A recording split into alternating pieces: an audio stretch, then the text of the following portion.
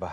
5 कारोबारी सत्रों के बाद अंतरिम बजट पेश किया जाएगा। जी हाँ, लग रहा है ना काफ़ी करीब आ गया है अब। तो बात करते हैं उससे पहले मार्केट एक करेक्शन के थ्रू गुज़र रहा है। बाज़ार में आगे का मूड कैसा रहेगा, बजट से पहले क्या स्ट्रैटेजी रखनी है, इन सब पर बातचीत करने के लिए और पोर्टफोलियो में इस समय क्या व्यू होना चाहिए, हमारे साथ ट्रस्ट म्यूचुअल फंड के सीईओ मेहर वोरा जुड़े हैं, जिनके पास निवेश की दुनिया में 3 दशक से ज़्यादा का अनुभव है। Equity, fixed income, real estate, हर एसेट क्लास पर अच्छी पकड़ रखते हैं मेहर जी। मेहर जी, गुड मॉर्निंग। और बताइए, इस समय बजट के हम काफ़ी करीब हैं। हालांकि मार्केट और बजट का कनेक्शन जो होता है वो एक हफ्ते तक ही रहता है, उसके बाद मार्केट मूव ऑन कर जाता है। लेकिन इस बार थोड़ी बजट से पहले हल्की सी करेक्शन हो चुकी है हाइस से। क्या व्यू बन रहा है आपका? अ, जैसे आपने कहा कि बजट की इम्पैक्ट लिमिटेड होती है, बट कभी कभी एक स्ट्रक्चरल टाइप का अनाउंसमेंट हो जाता है। बट जैसे आपने कहा ये इंटरिम बजट है, तो कोई बिग बैंग अनाउंसमेंट्स होने की तो उम्मीद नहीं है। मेरे ख्याल से छोटे मोटे ट्वीक्स हो सकते हैं। और जो रीजनेबल प्रायोरिटीज़ हैं गवर्नमेंट की, for example rural consumption, rural economy, उस तरह की जो प्रायोरिटीज़ हैं उसको शायद उसमें एम्फोसाइज किया जा सकता है।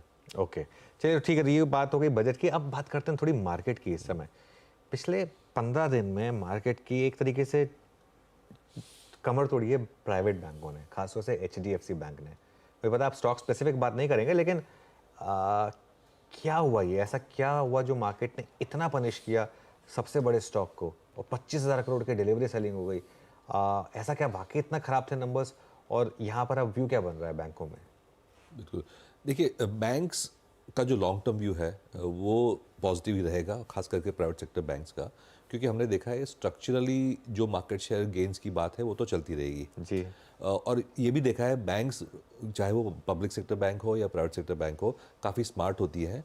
वो अपने पैसे बना लेती है। नेट इंटरेस्ट मार्जिन आप लॉन्ग टर्म में देखें तो कभी कंप्रेस होते नहीं है। क्वार्टर ऑन क्वार्टर यहाँ वहाँ थोड़ा बहुत हो सकता है जब रीप्राइसिंग वगैरह का जो टाइमिंग मिसमैच होता है, तो लेकिन अगर लॉन्ग टर्म में हम देखें तो मार्जिन्स मेंटेन कर ही लेती हैं बैंक्स ओके। अपने। तो वैसे स्ट्रक्चरली कोई इशू है नहीं। मेरे ख्याल से एफआई की जो सेलिंग आई है वो शायद जो सेबी का सर्कुलर है उसके लिंक भी हो सकती है, और उसमें जो कंसंट्रेशन वगैरह के जो पैरामीटर्स हैं उसकी वजह से शायद ऐसा हो सकता है कि कुछ एफआई ने फोर्सिबली सेलिंग करने की ज़रूरत पड़ी हो। वीरो। ओके, चलिए बात हो गई यहाँ पे थोड़ा सा प्री बजट और साथ ही साथ एफआईएस की अप्रोच को लेकर। लेकिन मेहर जी, इस वक्त अगर मैं ये बोलूँ कि आपको डिप मिला 1000 पॉइंट का, वो चीज़ें जो कि आपको 22,000 के आसपास बहुत इलॉजिकल लग रही थी, एक्सपेंसिव लग रही थी, और इस 1000 पॉइंट की डिप के बाद मोर और लेस लॉजिकल लग रही है, एंट्री अच्छा पॉइंट दे रही है आपके मुताबिक?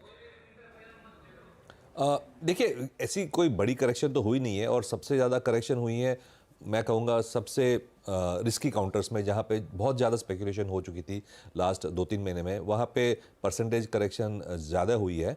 तो मेरे ख्याल से जो सेक्टर्स हमें पहले से पसंद थे, फॉर एग्जांपल जो रीजनेबली प्राइस कंस्ट्रक्शन कंपनीज हैं, फाइनेंशियल्स हैं, खास करके बैंक्स की हमने बात करी थी, वो करेक्ट हो ही चुके हैं। और मेरे ख्याल से लॉन्ग टर्म के लिए जो हमने ओवरवेट पोजीशन बनाई है वो कंटिन्यू रहेगी। ओके, अच्छा ठीक है, मतलब आप इसको इतना बड़ा एक डिप नहीं मानते कि आई थिंक कुछ इतना सब्सटेंशियल चेंज आ गया प्राइस में। और एक दो चीज़ मेहर जी जो अभी भी इस फॉल में, इस गिरावट में बहुत कन्विक्शन के साथ हायर लेवल्स पे टिकी रही, उसमें थी कुछ अच्छी सरकारी कंपनियां। आप ओएनजीसी को देखिए, आप ओएमसीज को देखिए, ये पूरा का पूरा बास्केट बहुत स्ट्रांग है। एंड स्पेशली जब आप जनरल इलेक्शंस की तरफ बढ़ रहे हैं, ओएमसीज का ये बिहेवियर आपको लग कैसा रहा है, और आपका टेक पीएसयूज के इस धड़े पर? सो ये oil and gas companies and OMCs में एक वैल्यू बास्केट में क्लासीफाई करता हूँ। और जब market, rest of the market इतना ज़्यादा चल चुका था, including the other public sector companies, तो मेरे ख्याल से इनका कैचअप होना भी एक नेचुरल रिएक्शन था।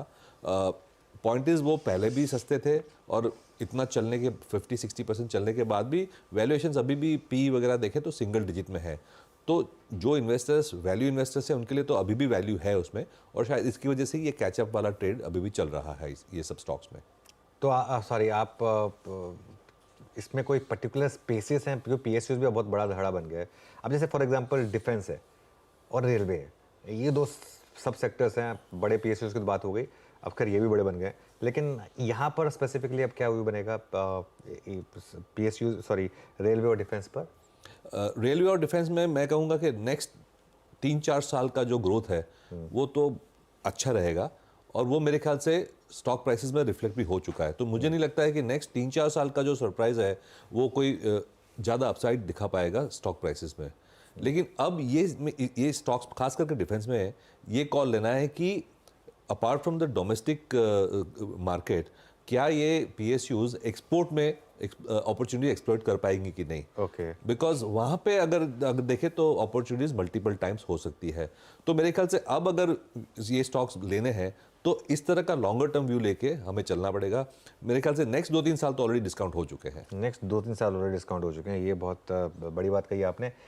एक स्पेस जहाँ बहुत पैसा बनाया हुआ है रियल एस्टेट, और उसके पूरे के पूरे एंसिलरी प्लेस, होम इम्प्रूवमेंट जो हो गई वहाँ पर, यहाँ क्या तेज़ी अभी भी कंटिन्यू करेगी? क्या ये अभी भी हम साइकिल के मिडिल में या शुरू में है कहीं पर? मैं कहूँगा अभी साइकिल के मिडिल में है।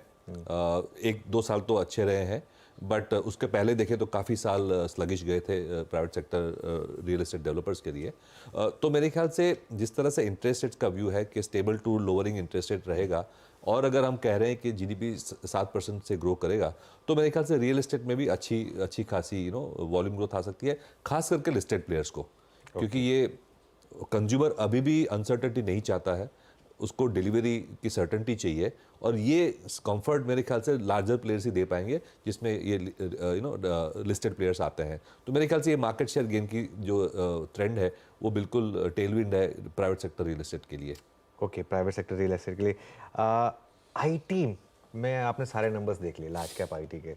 ऐसा मार्केट को क्या अच्छा लगा जो स्टॉक्स एक्चुअली इस साल पिछले मार्च के बाद से IT स्टॉक्स ने एक्चुअली आउट परफॉर्म किया है? करेक्ट। नंबर्स जो मर्जी रहे हो, ऐसा क्यों हो रहा है? मेरे ख्याल से एक तो पूरा मार्केट शॉर्ट या अंडरवेट था, तो लैक ऑफ नेगेटिव कभी कभी पॉजिटिव हो जाता है।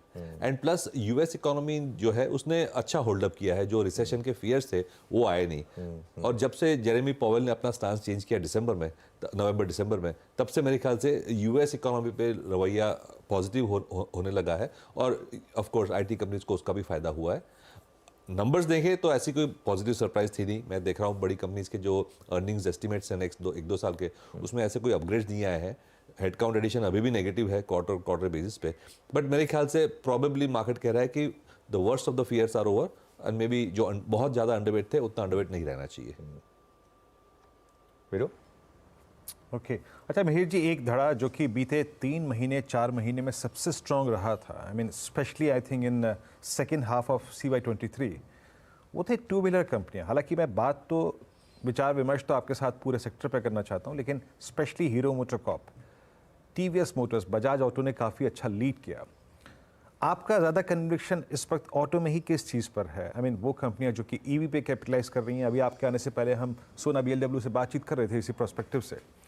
आप टू व्हीलर कंपनियों पे फोकस कर रहे हैं, आप पैसेंजर व्हीकल पे, कमर्शियल व्हीकल पे, आप टायर्स या फिर बैटरीज, क्या अच्छा लग रहा है आपको इस वक्त? देखिए, ऑटो एंसिलरी इन जनरल तो मुझे पसंद है, क्योंकि इसमें न सिर्फ डोमेस्टिक मार्केट का पोटेंशियल है लेकिन एक्सपोर्ट्स का भी अच्छा पोटेंशियल है। तो एज अ पैक मेरे ख्याल से काफ़ी सारी ऑटो एंसिलरीज कंपनी अच्छा करनी चाहिए।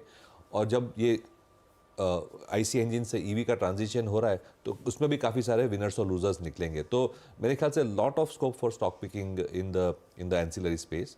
रही बात टू व्हीलर्स की, आई वुड स्ट्रक्चरली अगर मैं लॉन्ग टर्म का बेट करूँ तो EV प्ले पे ही करना चाहिए, क्योंकि कार में शायद इतना EV पेनिट्रेशन ना हो जितना टू व्हीलर्स में होगा। टू व्हीलर्स में EV पेनिट्रेशन नेक्स्ट 5 से 10 साल में बहुत ज़्यादा होगा कंपेयर टू कार्स और ट्रक्स। और इसकी वजह से मुझे लग रहा है कि जो कंपनीज़ की ज़्यादा होल्डिंग है EV में, या तो ज़्यादा मार्केट शेयर है EV में, वो कंपनीज अच्छा करती रहेंगी मेरे ख्याल से, बिकॉज ये टू व्हीलर्स में खास करके स्ट्रक्चरल चेंज आने वाला है मार्केट शेयर में। ओके, आप टू व्हीलर्स पर ज़्यादा फोकस कर रहे हैं। अच्छा, आपने अपनी इन्वेस्टमेंट थ्योरी में मिहिर जी, या फिर अपने जो आपका आई थिंक कन्विक्शन एरिया है, उसमें एक धड़ा आई मीन जिसने बहुत प्रॉमिसिंग तरीके से पैसा बना के दिया है पिछले 2 साल में, अर्निंग्स भी अच्छे रहे, मैं हॉस्पिटल स्टॉक्स की बात कर रहा था।